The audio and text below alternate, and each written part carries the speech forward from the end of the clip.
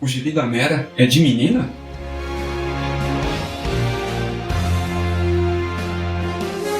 Antes de começar o vídeo, eu gostaria de indicar o podcast em que eu e os meus amigos Lucas e Presto Gáudio falamos a respeito dos temas em voga relacionados à cultura pop e nerd de uma maneira geral. Lá falamos sobre filmes, séries, quadrinhos e outros temas relevantes para essa cultura tão querida e tão amada nos tempos atuais. Não deixem de conferir a Fortaleza Quântica no seu agregador de podcast favorito. Agora sim, vamos para o vídeo. Saudações kryptonianas, meu nome é Rafael, seja bem-vindo ao canal Multiverso 38 e hoje eu tô aqui para falar de uma edição com uma proposta diferente. Eu me refiro a Mera, o Rebentar da Maré. O que eu tenho aqui em mãos é um quadrinho com uma proposta diferente. A ideia aqui é trazer novos leitores de nichos, e lugares que não são necessariamente do mundo dos quadrinhos e de super-heróis de uma maneira geral. Esse material aqui ele pode ser lido por uma pessoa que nem sabe a respeito da existência dos personagens presentes aqui. Eles não precisam saber nem da existência do universo DC ou da DC Comics de uma maneira geral, que é o suficiente para entender e até gostar da história que está aqui. E olha que eu fiquei bastante surpreso com o conteúdo da história. Eu havia criado uma expectativa alta com base no anúncio do material e na sinopse, tanto no site da DC, na época da divulgação, e no catálogo da Panini, que prometia um tipo de história que não dependesse tanto de amarras cronológicas como os quadrinhos de super-heróis geralmente o são. No caso aqui da Mera, esse objetivo é cumprido e com perfeição. Agora, e o resultado final? Ele é bom? Ele agrada a todos os públicos mesmo? Ou é voltado para um tipo de público específico? A princípio, quando a gente olha a apresentação, a identidade visual da obra, sua capa, seu conteúdo, as ilustrações, a colorização, a gente tende a achar que esse material ele é voltado para o público feminino em uma faixa etária um pouco acima da infanto-juvenil. O próprio expediente da revista, nas palavras da própria autora, diz que o conteúdo é voltado para jovens adultos. Só que é difícil você determinar quem são esses jovens adultos de hoje e onde encaixá-los nessa questão de gosto, que é algo muito pessoal de cada um.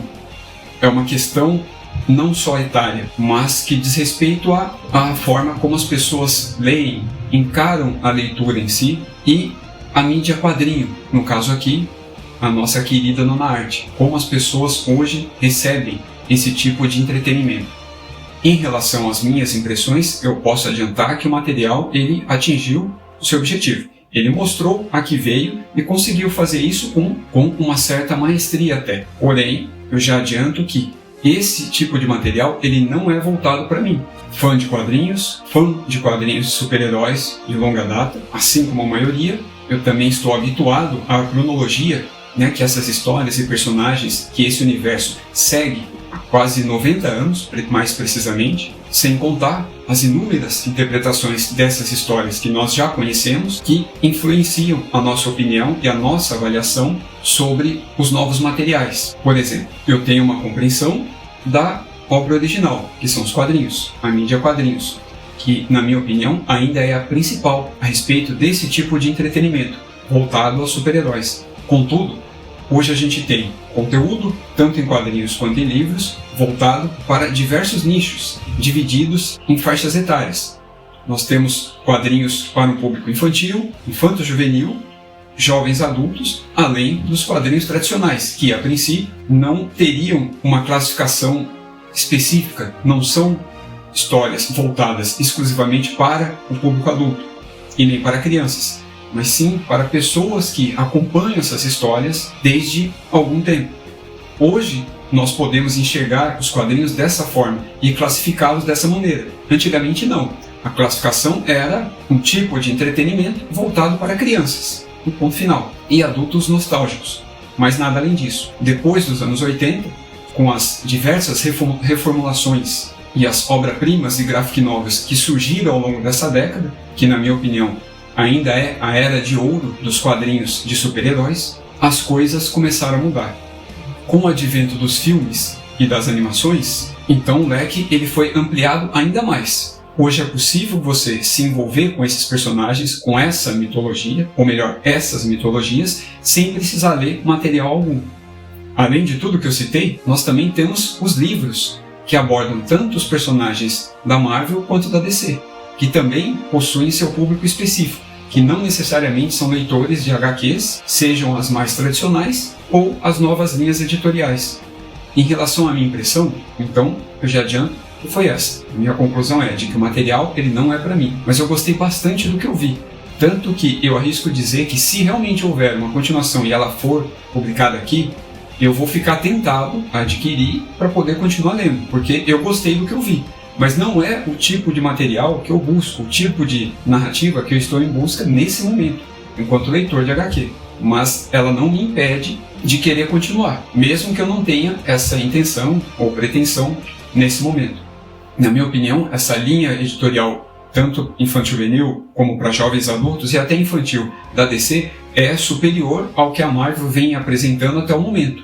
A Marvel estava num caminho muito promissor nos anos 2015 e 2016, quando ela trabalhou as linhas da Homem-Aranha, Gavião Arqueira, Miles Morales e outros personagens voltados a novos leitores e a jovens leitores também. Mas essas linhas acabaram perdendo espaço para outras voltadas para esses mesmos públicos, só que não tão elaboradas como essas que eu citei, na minha visão, é claro. Eu estou me referindo à linha editorial Marvel Action, que chegou aqui no Brasil com os títulos do Homem-Aranha e Vingadores e que, na minha opinião, está aquém dessas que ficaram no passado e que estão sendo republicadas atualmente aqui nesse momento. E também estão aquém as linhas editoriais que a DC está apresentando para esses mesmos públicos. Só que para melhorar ou para contribuir mais ainda e melhor com o meu julgamento, para que ele seja mais justo em relação ao material, eu pedi para que uma pessoa que não tivesse relação nenhuma com o universo dos quadrinhos, a não ser com que ela tenha assistido em filmes, séries de televisão, como as da CW, por exemplo, que esse tivesse sido o único contato com essas histórias, com esses personagens. E o resultado foi positivo, foi um sucesso. A pessoa gostou bastante do que viu, porque ela não dependia de nada anteriormente, ela não precisava ler nenhum material antes e nem depois, a não ser que ela queira dar continuidade à história, e ela foi reconhecendo os personagens ou a própria mitologia presente ali naquele material nos filmes e seriados que ela acompanhou ao longo dos últimos anos. Então, o objetivo aqui ele foi cumprido, que é agradar um público que não sou eu, um público que não é um leitor tradicional de quadrinhos, né? E mesmo que eu não me veja dessa maneira, para as editoras, para o universo dos quadrinhos, eu pertenço a esse nicho de leitor tradicional de HQs. Então, a conclusão final é de que esse é um material para o novo público que está surgindo, que está sendo consolidado e que no futuro ele vai consumir lado a lado com leitores mais tradicionais, como eu e a grande maioria que consome quadrinhos super-heróis até hoje.